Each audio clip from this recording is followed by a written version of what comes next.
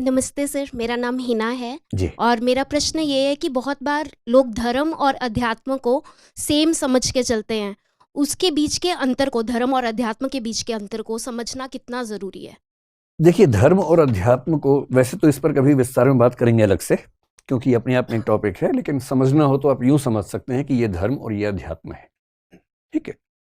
धर्म का मतलब रिलीजन से मैं लेके चल रहा हूं फिलहाल। धर्म शब्द अपने आप में बहुअर्थी है, धारण करने के सेंस में भी है, नैतिकता के सेंस में भी है, पर रिलीजन के सेंस में अगर लें तो ये रिलीजन मान लीजिए, ये स्पिरिचुअलिटी मान लीजिए, जिसका मतलब है कि कुछ धार्मिक लोग स्पिरिचुअल लाइफ को जीते हैं, बहुत सारे स्पिरिचुअल लोग धार्मिक जीवन को भी जीते हैं। आप धार्मिक होकर स्पिरिचुअल हो सकते हैं, आप बिना धार्मिक हुए भी स्पिरिचुअल हो सकते हैं, आप बिना किसी मजहब को माने स्पिरिचुअल हो सकते हैं।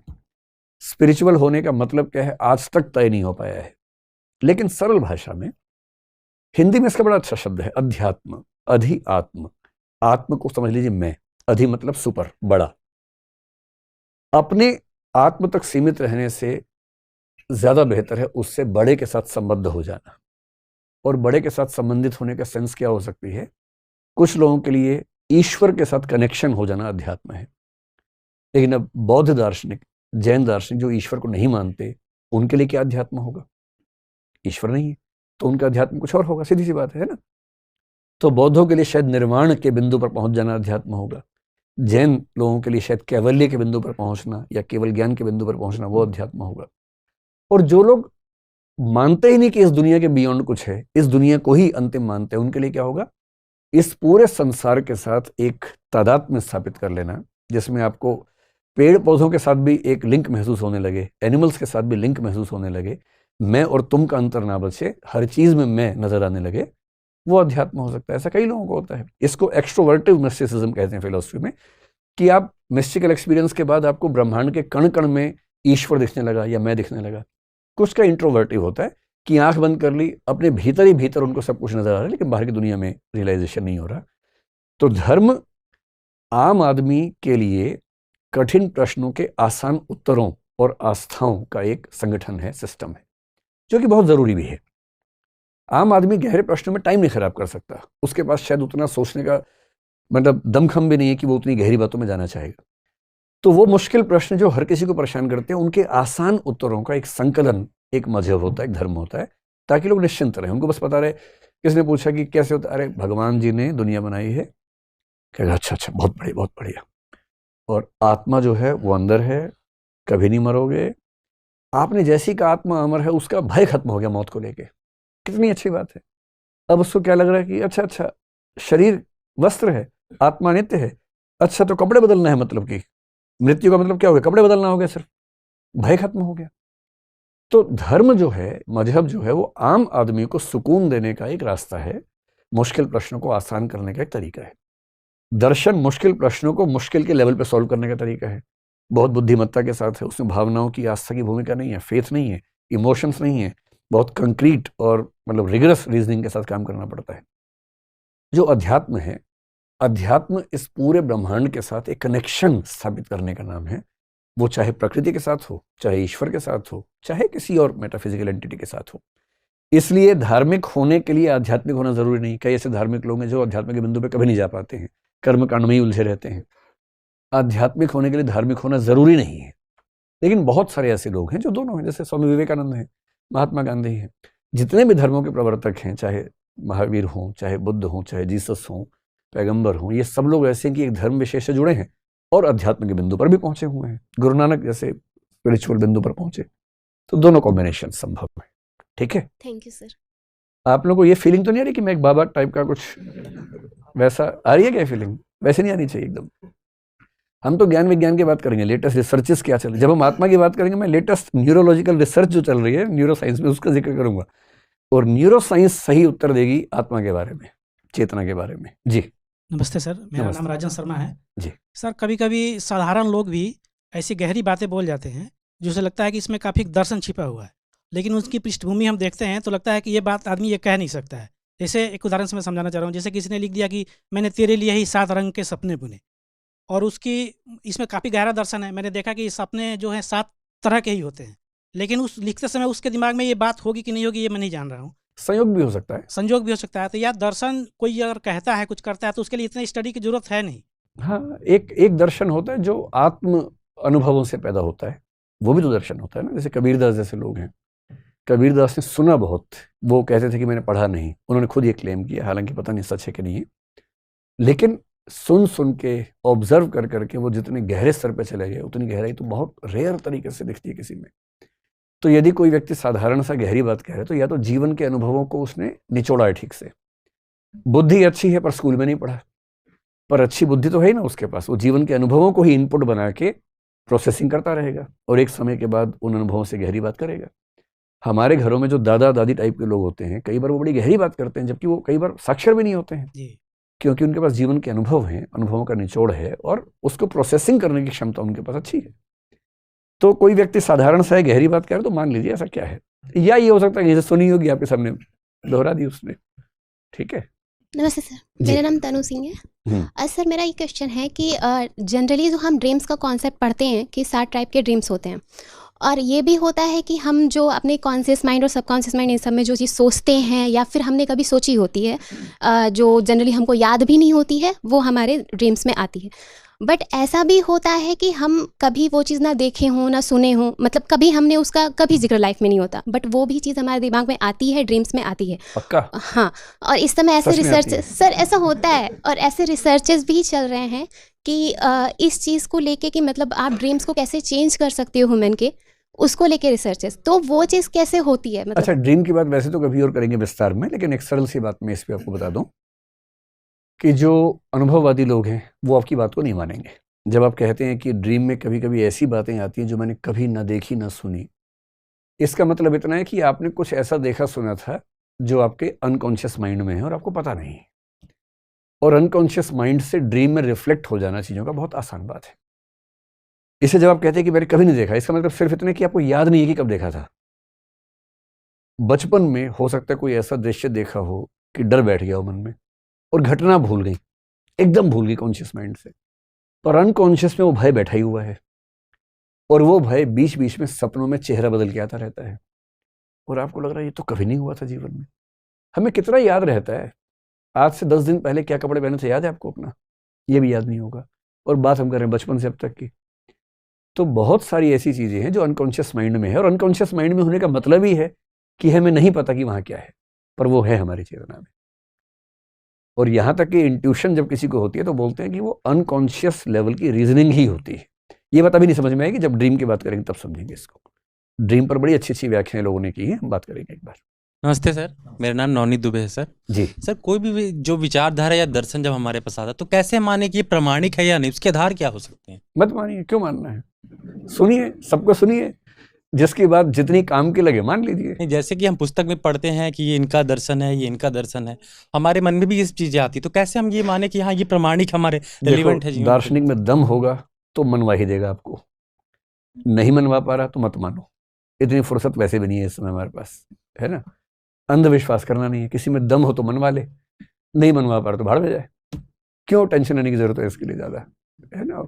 सारे दर्शन पढ़ के अपना हलवा बना लीजिए अपने काम भर का, जिससे आपका जीवन चल सके। जी सर, फिलॉसफी के विषय में अक्सर ही कहा जाता है कि ये सब्जेक्ट आपके इमोशंस को ख़त्म कर देता है, मतलब और आप बिना इमोशंस के लाइफ को एंजॉय नहीं कर सकते। अरे खत्म मतलब नहीं करता है, गलतफहमी है। करता क्या है कि आपको मैच्योर बना देता है, और मैच्योर होने का एक अनिवार्य मतलब है कि आपका अपने इमोशंस पर कंट्रोल बेहतर हो जाता है। इमोशंस को कंट्रोल कर पाने की क्षमता बड़ी मुश्किल चीज़ है, जो आ जाए तो आप कमाल कर सकते हैं। लेकिन ये ज़रूर है कि आप उसके बाद दर्शन ठीक से पढ़ने के बाद आप सड़क पे गाना नहीं गा सकते। अपनी प्रेमिका को देखकर गीत गाना चाहें सड़क पर, घुटने पे बैठ के अंगूठी पहनाना चाहें, वो सब नहीं हो पाएगा, फिर आपको हल्कापन लगेगा इस सब में। ये ज़रूर है, मैच्योर हो जाते हैं, और मैच्योर व्यक्ति अपने इमोशंस पे कंट्रोल बेहतर कर लेता है। उससे वो इमोशंस का एक्सप्रेशन थोड़ा हल्कापन लगने लगता है, जो आमतौर पे हम लोग करते हैं। एक अच्छा दार्शनिक किसी पार्टी में डांस नहीं कर पाएगा, 4 बज गए हैं लेकिन पार्टी ही बाकी है, तो उससे पहले भाग जाएगा किताब के साथ। उसको किताब में रुचि ज़्यादा है, डांस करने में कम रुचि आएगी। तो नेचर का अंतर है। अगर आपको उन सब में ज़्यादा मजा आता है इमोशंस में, तो वो खेलिए अभी 10 साल बाद पढ़ना फिलोसफी, है ना। ये बात सही है, फिलोसफी पढ़ने के बाद आपकी इमोशनल इंटेंसिटी, आप नफरत भी नहीं कर पाएंगे किसी शरीक से, ना वैसी मोहब्बत कर पाएंगे कि मैं तेरे लिए गर्दन कटवा लूंगा, मैं तेरे लिए जान दे दूंगा। वो ड्रामा नहीं कर, आपको पता है ड्रामा कर रहे हैं, पहले फील हो जाता है ड्रामा हो रहा है, झूठी तारीफ नहीं कर पाएंगे, रिश्ता ही नहीं बढ़ेगा आगे। ये है फिलोसफी। सब रिश्ते निपटाने के बाद की चीज़ ज़्यादा ठीक है, उसके पहले थोड़ी दिक्कत ज़्यादा हो जाती है, ये ज़रूर है। और सबसे अच्छी बात क्या, फिलोसफी पढ़ने के बाद आप नफरत भी नहीं कर पाएंगे। आपका मन करेगा नफरत करने का, नफरत आएगी नहीं दिमाग के अंदर। जिस पे नफरत होनी चाहिए उस पर दया आएगी आपको, क्योंकि आप उसकी बेचारगी भी समझ पा रहे हैं, बेचारे की। जैसे अभी इमोशन से भरे हुए व्यक्ति को आपको गाली दे, आप 4 से मल्टीप्लाई करके वापस भेजेंगे उसके पास, जितना उसने दिया 4 गुना आपने दे दिया उसको। ये इमोशनल इंटरेक्शन चल रही है। फिलोसफी ठीक से पढ़ लीजिए, फिर कोई गाली देगा, आप सोचेंगे क्यों दे रहा है गाली, फिर सोचेंगे अच्छा इतना भी नहीं समझ पा रहे, गाली नहीं देनी चाहिए, कोई बात नहीं। आप मुस्कुराएंगे, सिर पे हाथ रखेंगे, कोई बात नहीं, कोई बात नहीं, जाओ। गुस्सा ही नहीं रहा आपको, आपको दया आ रही है कि ये बेचारा इतना भी नहीं समझ पाता कि व्यर्थ काम कर रहा है। अब ये डेवलपमेंट है या डिटेरियोरेशन है, ये आपको तय करना है। मेरे ख्याल तो डेवलपमेंट है, लेकिन पहले वो सब कर लो, उसके बाद ये सब कर लेना फिलोसफी वाला काम। हेलो सर, मेरा नाम रवि है। सर, अभी आपने ज्ञान मीमांसा में पढ़ाया था, उसमें मुझे थोड़ा सा डाउट है। क्या? जैसे आपने इल्यूजन और साइंस को, इसमें 2 चीज़ें बताई थी, तो मेरा सवाल ये है, जैसे हमें इल्यूजन हुआ कि वहाँ पर हमारा फ्रेंड खड़ा है, तो वो हमारे पास आया, हम उसके पास गए, क्लियर हो गया वो हमारा दोस्त है या नहीं है? और अगर पास गए ही नहीं तो क्लियर होगा ही नहीं, क्लियर नहीं होगा सर। जिंदगी में भी क्लियर नहीं होगा। हाँ, बट और सर, आप हो सकता है कि नफरत करें कि एक दिन सामने से देखा, इसने बात नहीं की मुझसे। हाँ जिंदगी भर आप नफरत करते रहे, जबकि वो था ही नहीं उस दिन। हाँ ये भी तो हो सकता है। हाँ सर, मेरा प्रश्न ये है, लेकिन जो चीज़ हमें इल्यूजन के थ्रू दिखाई दे रही है, सामने है, हम वहाँ पर गए फिर भी वो चीज़ नहीं है, जैसे कि मरीचिका। ये हेलुसिनेशन है। हेलुसिनेशन का मतलब है जहां कुछ भी नहीं है वहां एक्स दिख रहा है आपको, और इल्यूजन का मतलब है कि एक्स के बदले वाई दिख रहा है। बट सर, वो साइंस के अगर फैक्टर से देखें तो वो चीज़ है। ठीक है, साइंस उसकी व्याख्या कर देता है कि ऐसा क्यों होता है, लेकिन हेलुसिनेशन तो हो ही रहना उसके बाद भी। एक रेगिस्तान में लंबी सड़क पर आप ड्राइव कर रहे हैं, आपको पानी ही पानी हर जगह दिख रहा है और पानी है ही नहीं कहीं, हेलुसिनेशन तो है ही। साइंस ने उसकी व्याख्या कर दी, ये अच्छी बात है, ठीक है, लेकिन कहते उसको हेलुसिनेशन नहीं है। जी सर, मैं रमेश रंजन। फिलॉसफी में ऐसा कहा जाता है कि कुछ भी गलत नहीं होता, सब सही ही होता है। क्या ये सच है कि सब सही ही होता है? किसने कहा है? मैंने सुना नहीं कभी। आप, मैंने सुना नहीं ऐसे।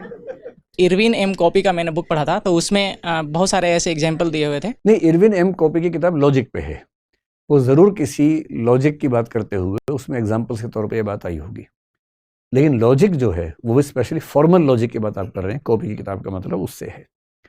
उसमें जो एग्जाम्पल्स होते हैं ना, एग्जाम्पल मैटर नहीं करते। जैसे आपने रीजनिंग के एग्जाम में देखा होगा, सभी गधे कुत्ते हैं, कुछ कुत्ते खरगोश हैं। आप सोचें ये क्या बोल रहे हो यार तुम, क्योंकि वहां आपको ये टेस्ट नहीं करना कि सही है कि गलत है।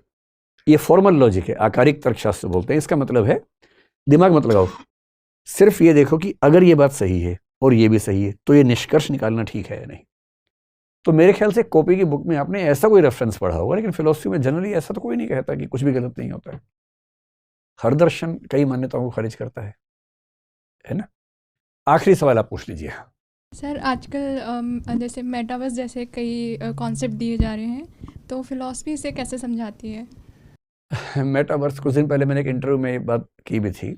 मेटावर्स की बात फिलोसफी में 1000 साल से चल रही है, बस नाम मेटावर्स अब रख दिया इन्होंने, क्या नाम है इनका, जुकरबर्ग ने। देखिए बहुत सिंपल सी बात है फिलोसफी में ना, स्पेशली अगर आप भारत में नागार्जुन की बात सुने और संग वसुबंधु की बात सुने, ये तीनों बौद्ध दार्शनिक हैं, और शंकराचार्य जो कि अद्वैत वेदांत के दार्शनिक है, उनकी बात सुने। इन तीनों के दर्शन में काफ़ी सिमिलैरिटीज़ हैं। उनका सिंपल सा कहना ये है कि जब हम नींद में होते हैं, सपना देख रहे हैं, उस समय हमें नहीं पता कि हम सपना देख रहे हैं, क्योंकि सपने के समय सपना रियल होता है एकदम। सपने में शेर सामने आ जाए, हमें घबराहट भी होती है, हम भागते भी हैं, दौड़ते भी, सब कुछ करते हैं, और उस समय एकदम एहसास नहीं कि सपना चल रहा है। सपना टूटते ही पता लगता है कि सपना झूठ था। तो शंकराचार्य का सवाल है कि ये जो व्यावहारिक जगत है, ये भी तो एक सपना हो सकता है, और ये तब समझ में आएगा जब इससे बाहर निकलेंगे। नींद और भ्रम की एक ही व्याख्या, स्वप्न और भ्रम की एक ही व्याख्या होती है। और वो कह रहे हैं कि ये जो व्यावहारिक जगत है, ये वाला भ्रम बड़ा भ्रम है, जिंदगी भर चलने वाला भ्रम है। कोई ही इस नींद से बाहर निकलता है, ये सेकंड लेवल की नींद है। और थर्ड लेवल पारमार्थिक स्तर पर केवल ब्रह्म है, जिसके लिए बौद्ध लोग परिनिष्पन्न शब्द का इस्तेमाल कर लेते हैं, महायानी बौद्ध। अब मैं कई बार मजाक में अपने दोस्तों से बोलता हूं कि जितने तनाव जीवन में होते हैं ना, कि मेरा एग्जाम, मेरा ये, मेरा वो, एक संभावना है। मैं ये नहीं कह रहा कि अब जरा भी इसको फॉलो करें जीवन में। दर्शन को पढ़िए, एंजॉय कीजिए, लोड मत लीजिए अपने ऊपर, कमंडल उठाने की जरूरत नहीं है एकदम कि अब मैं साधु बन जाऊंगी, साधु बन जाऊंगी, वो सब नहीं करना है। ठीक है, जीवन जीना है, लेकिन समझदार होते हुए जीना है, जानते हुए जीना है कि लोग क्या क्या सोचते हैं। इस बात की लॉजिकल पॉसिबिलिटी सच में है कि ये दुनिया एक वीडियो गेम की तरह हो और हमारा रिमोट किसी और के पास हो। उसने रिमोट से उछाला, आपका छक्का लग गया, अगर वाह मैंने छक्का मारा, सब बधाई दे रहे हैं आपको, आज तो रिमोट किसी और के हाथ में चल रहा है।